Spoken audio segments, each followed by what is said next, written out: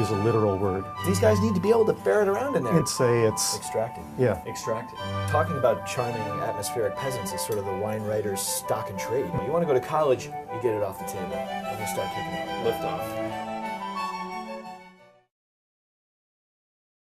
I kind of feel like nose is a great example of one's graduation into snobbery. Because you start by saying aroma, and then you graduate to nose.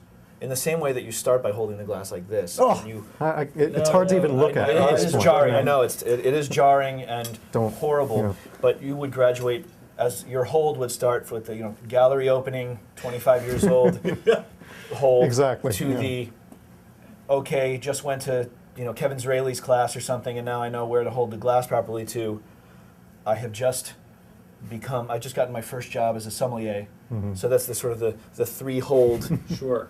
progression into snobdom. And that's the static hold, David. This is the static hold. I mean, this is really the hold. You see a guy holding a glass like this, and you are instantly fearful and potentially threatened. Intimidated. Yes, yeah. And that's as it should be, because someone who's holding the glass like this is sending you a message. He's saying, and it's usually a he, usually a short, sort of Napoleon complex. Yeah, exactly. A little bit short and embittered, but otherwise very much inclined to let you know that it's almost like a scent, like marking a hydrant or something like that. And so And indeed, we split into two separate roles, complementary roles, in producing this book. And when David is that intimidating person, that person who's armed with all this knowledge and has the Napoleon complex, yes, big chip on his shoulder, big time, right? And big time. But then I really don't like people. It's equally egregious is the pretend professional, the civilian who aspires to talk the talk and impress the sommelier. To sort of. In fact, I have a story that I remembered when I first went to Babo when you were there 6 or 7 years ago. And at the time, I knew very little about Italian wine, and I was trying to sound knowing and adventurous. And I said, I think we'll visit Piedmont today, and as if that was a really audacious thing. And David just very gently said, well, Piedmont is the single largest wine-producing region in Italy. It was not remotely adventurous. And so then I'm like, why? But there are a lot of people who are far worse than me. And why was I doing that? And why do people do that? Why are people so desperate to impress the sommelier? But this book will simultaneously give you the vocab and the knowledge to do that, but also the knowledge to call people on their ridiculousness and say, like, chill out and just enjoy the wine.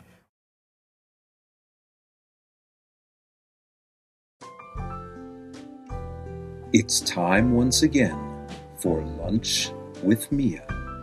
Today's episode, soup.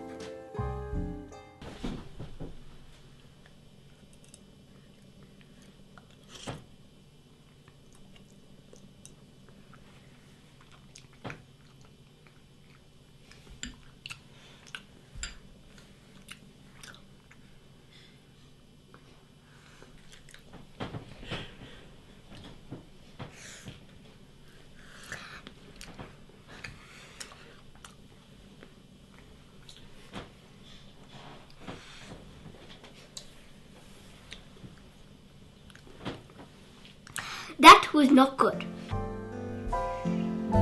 This has been Lunch with Mia.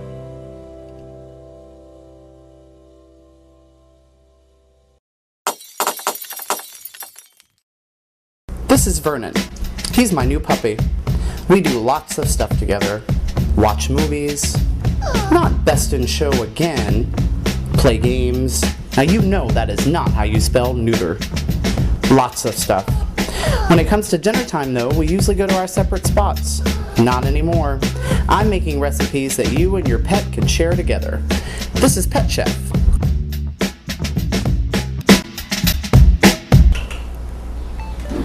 So now we're going to make some chicken and vegetable stew. First thing we're going to do, just a couple ingredients, is we're going to turn our pot on a medium-high heat. Add just a touch of olive oil, about a teaspoon. Then we're just going to take some boiled chicken that we've forked and dump it right in there. Then on top of that, we're going to take a bag of frozen mixed vegetables. Now I like to use sweet vegetables like some corn, some peas, some green peas, some carrots, some sugar, some vegetables that are going to get some sugar in them once they've cooked. Because the puppies, the dogs, they tend to go for the more sugary vegetables. Then we're going to take some rice that we've already cooked and pour right over that.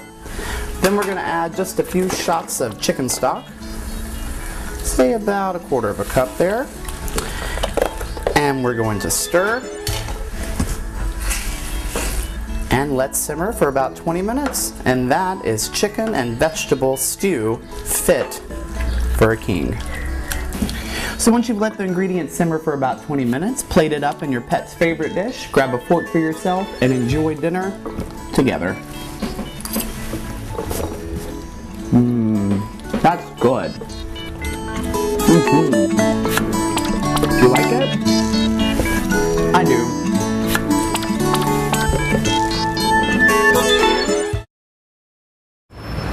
Hi, I'm Philippe Newland with Devour TV's Top 50 Dishes, and today we are Midtown at Keen's Steakhouse, formerly Keen's Chop House, where Chef Bill Rogers serves up a honkin' piece of lamb known as the legendary mutton chop. Let's go put a knife and fork into it. Come on.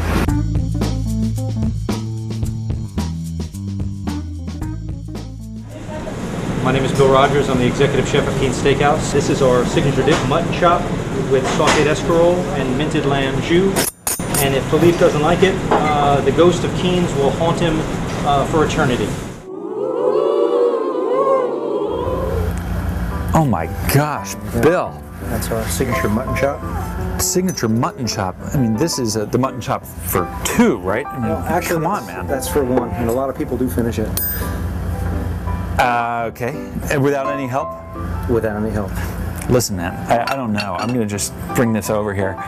This is the mutton chop for dinner, lunch, and breakfast for me. How much does this weigh? It's about 30 ounces. It's about 30. 30 ounces of mutton. And can you tell me a little bit about the cut? This is actually cut from the saddle. It's a cross cut. Okay. And so like a lamb T-bone or mutton T-bone, you have the loins on top of the T-bone and then the tenderloins on the bottom. So you get the best of both. So we have 2 loins and 2 tenderloins in one chop. That's correct. And then the bonus is that you get a little bit of the belly flap, which is, it eats sort of like lamb bacon. Mutton. You know, I know lamb, but mutton is something different. Can you tell me a little bit about what makes it mutton? Mutton is older lamb. Some definitions say it's a year older, about a year. Mm-hmm. You know, it turns from lamb to mutton. This particular mutton is you know, just shy of a year, so it's right on the cusp. Right on the cusp. So okay. It's still very tender, yet it has a lot of those meaty, full-flavored characteristics of a much older animal. Signature dish. Keen's has been serving this dish for how many years? Yeah, we have records going back, menus with it on at least back into the early 40s, but probably before that. Probably before that, right? Because Keen's was established 1855. 1855. Yeah. How do you prepare it? You said, off camera, you said it's very simple, but I don't know. I mean, just wrestling this thing onto the grill would probably be a real work of art in itself. As simple as it sounds, we season it well, put it on a scissor platter, broil it for 3 to 5 minutes on one side just to kind of get it going. Right. And then we put it in the top broiler. And a piece of meat like that, to be medium rare, well, you're talking about 30-35 minutes. Okay, Chef, I'm ready to dive in. May I cut into the mutton? Please. Cutting into the mutton. That is the lamb bacon, the mutton bacon? That's correct. So the belly is where I'm starting. That's, you know, what do you attack when you attack? The soft underside, the belly. Oh man, this is so long on flavor, so beautiful. What I'm getting is that salt, which is just sort of lifting out the minerality that's in this amazingly aged piece of meat. That is the mutton loin. So for all those of you who are thinking, mutton, why would I want to eat that? It's old sheep. Have a look at that. So now the tenderloin. So I can expect this to be even more tender than the loin. Okay.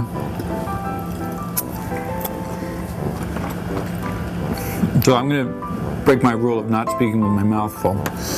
And I will tell you right now, these guys behind the camera, I don't care how big this thing is, they're getting none of the tenderloin. Over here we have the balancing act of our green. And can you tell me again how this is prepared? Yeah, it's all about building flavors. You start with the whole butter and saute the shallots. Then you add your garlic a few minutes later, escarole, a little bit of salt, and then finish with some lemon juice. So you have more than just one flavor in there. This is pretty much unique to this wonderful restaurant, the mutton chop. I mean, this is, as you indicated earlier, it's a signature dish. And it's not like you're finding it all over town like pork belly. It's the first thing out of their mouth when Keen's comes up in conversation. They say, "Oh, the mutton chops," and they say, you know, or they'll say, "Oh, the pipes." You know, that's the place with the pipes on the ceiling. That's right, the pipes on the ceiling as well. The clay pipes of the pipe club that, you know, exists now in physical form on the ceiling. I guess smoking is done just theoretically these days in New York. But even if you can't smoke, you can still put a whole bunch of protein into your body at Keen's Steakhouse, where, as far as I'm concerned, it's Keen's Mutton House. The chop is unbelievable and without a doubt one of the top 50 dishes in New York City. Before I keep going, Bill, I just want to thank you. Here's to you. Cheers. And the mutton chop.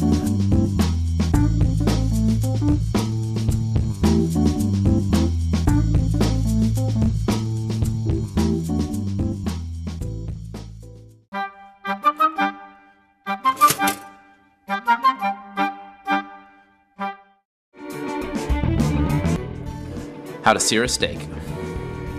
New York strip steak. Shallot, thyme, salt, brandy, heavy cream, pepper. First, get your pan on the heat. Season your steak on both sides heavily. Once your pan gets really hot, you'll see small currents running through the oil. Place the steak in the pan and don't move it. Let it develop a deep brown sear.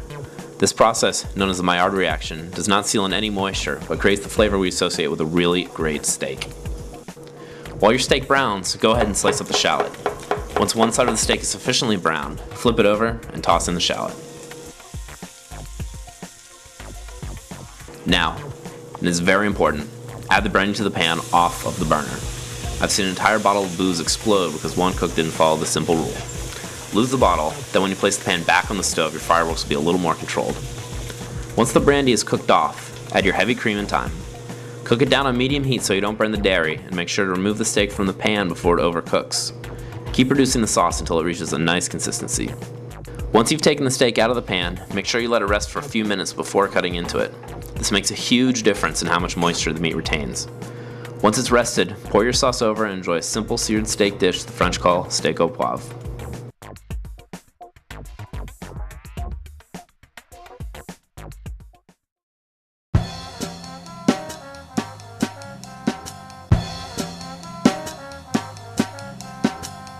Gotcha. Now, when did the name change to the Wine Library? 1998, when I came in full time. You know, I felt like we needed something that was brandable and more serious, that, you know, and really gave a vision of what we were doing.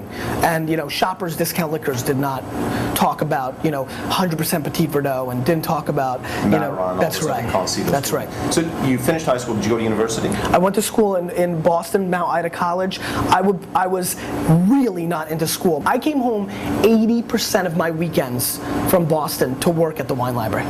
Or Shoppers Discount. Up there? She must have loved it. I did, but you know, because I was such a shit student, I didn't do anything Monday through Friday. So it was almost like, yes, I did, but you know, but honestly, strictly on charisma, if you want to be really honest. I mean, I used to roll into class and be like, on the first day, and be like, Professor, listen, I'm launching this internet company. I have no time for this. Can I give a seminar and get a D-? And some of them were like, yeah. So that was a good scheme for me. So you come back on the weekends from university. You are full time back at the store when you're 21. 21, 22. Yep. Previously, your mom and dad had done $4 million in business, right? And you've grown that 50 million, 60 million in some reports. I have a lot of entrepreneurial spirit. You know, I want to work very hard, and those things tend to work well. You know, I took the company from 4 million to 10 million in 12 months, and was paying myself $27,000 a year. The normal 23-year-old who does that wants the car, wants the apartment. It wasn't what I was looking to do. I was looking to punch every retailer in the neck. That was my goal. I wanted to shock the retail wine industry. So how did you do that? From a business perspective, that's extraordinary, that growth. It was the fact that when I'm there every day now, Monday through Friday, the guy or gal that walked in for a bottle of Benzinger Chardonnay was walking away with a mixed case of Pouilly Fumés and Fumé Blancs and different wines, and I was able to capture them, and the passion was obvious, and they wanted to buy other wines. A lot of us want to convert people from that KJ, that Kenwood to Conseil or Pouilly Fusé. Sure. But how do you actually do that? Some guy comes in, I need a case of this for a party, and all of a sudden they're walking out with 2 mixed cases of esoteric shit from God knows where. Right. I mean, because I just refused to let them leave.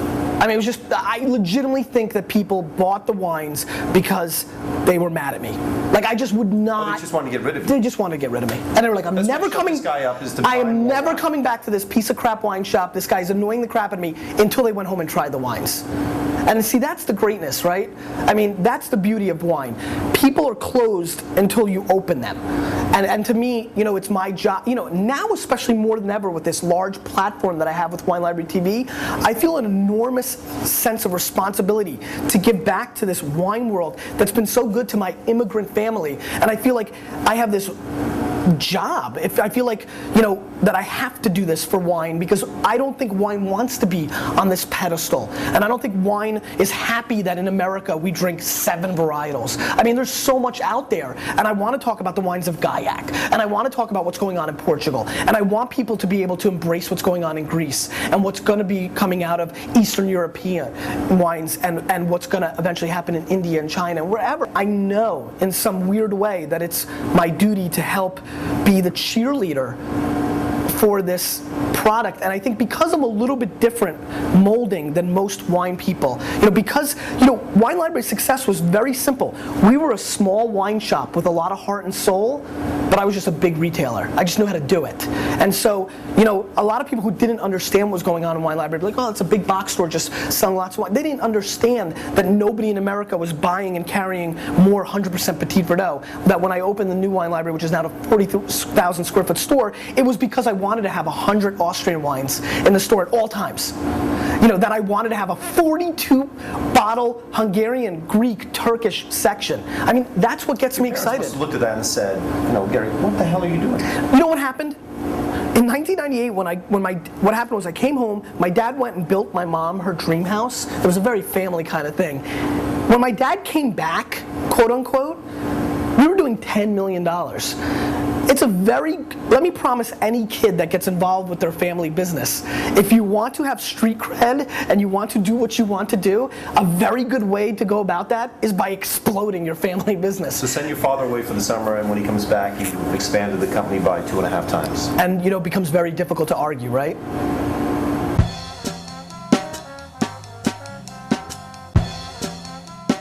Hey, I'm David Rosengarten, and I am a Riesling maniac. It's one of my favorite wines, and the reason is that it's a wine that's very easy to match with food. I want to make sure the world knows this, so I'm going to talk to people in the street. Come with me. I see you're having a little picnic here in the park. Excuse me, can I interrupt you for a second? You have any opinions about Riesling? I'm a fan, actually. You like German Riesling? I do. This is a sandwich on French bread with chicken and goat cheese. A dish that you might want to serve or eat with this wine. Yeah, that goes really well together. Salade niçoise.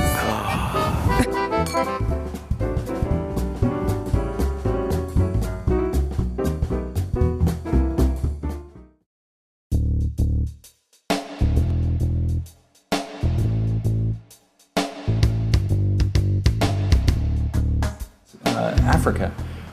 Really focusing on that now. Well, I think, when I started the demo, I was talking about we came from these larger cuisines, right? But everybody today have an understanding about whether it's French, Italian, Mexican, Japanese, and these sort of major food countries. Yeah. Then the stories of sort of the regional Indian or the regional Chinese or the regional cuisines become more interesting. And then at the same time also you have this very personal cuisines, and that are not necessarily representing a country or a region, just the story of the chef. If you had a Greek mother and a Russian dad, maybe you create, your different cuisines. So I think a lot of restaurants represent that, or a mood that you liked, So for me, Africa is where I was born. I feel there's a huge underrepresentation and understanding for African food in this country. Agree. And I feel it's a huge curiosity. You don't have to be African to be curious and want to know. When you deal with Africa, you have to deal with it. It's not like anything. It's not one-dimensional. It follows like any other region of the world. History. It's history. And if you look closer to its history, you have the Persians, very influential. You have the Indians. You have the colonization. You have the indigenous people, and you have all of that combined, just like here, where immigrants has a huge influence of the American cuisine. Exactly. But it's just the difference is we know those stories. We know that Marco Polo went supposedly to China and all these different things about European food. We don't know it about Africa, and that's why. And people of color, whether they're born here or born somewhere else, has just as much as proud of their food and their food stories and would like for those to come out, just as much as any other, the Italian-American food story or the German-American food story. So I just think it has to do a lot with pride and people want to get it out. And think about it. You have a very specific, when I say Tuscany to you, you have a specific idea on the head what it is. It's 5,000 people living in Tuscany, and you have a specific idea what that is. And when I say Africa to you, people struggle with how does that taste like, and that's a billion people's food story. Yeah. So, you just got to start on as curious people. We just have to start to open that up. And African food has a huge stamp on this country. Look at the cuisine from New Orleans. Look at some of the southern foods that we have. Where would that be without Africa? The rice culture from the gullas and the geechis, to the peanuts, to the okras, etc. So you can go on to collard greens. How did greens come to this country? I just, for me, it's important that people, when they think about Africa, it's not just, it's not one-dimensional. It's not AIDS, war, and famine. It's not just this kumbaya experience. It's like, today's Monday and you want to eat? Today I'm going to put some pasta, and tomorrow I'm going to actually do this dish. It's not. It doesn't have to be more than that. This journey is a journey for me too. In terms of cooking and being privileged to have a dialogue with the American audience with food, whether it's in TV form, book form, or restaurant form. Right. And as you travel throughout the country, it became very apparent that the topics of African cuisine and how it relates to this country. So it was something that was born out of your travels here? Like many things, out of what's not there. I remember the first time I thought, well, let's do an African cookbook. And I was like, well, I need to learn more. So let's go to a big store and find where there's any of the big stores. And I couldn't find one. I thought, are you kidding me? No, maybe so I asked the person, well, no, we don't have African cookbook. But you're the biggest store in America. No, there's no African. There's no such thing. No such thing. And there was one that they pulled out from the 50s. And you just look at the vocabulary that was used towards people of colors in the 50s, in those books. It's a completely different. So I thought, that's a good starting point. So then you have to channel that energy, and you have to channel it right.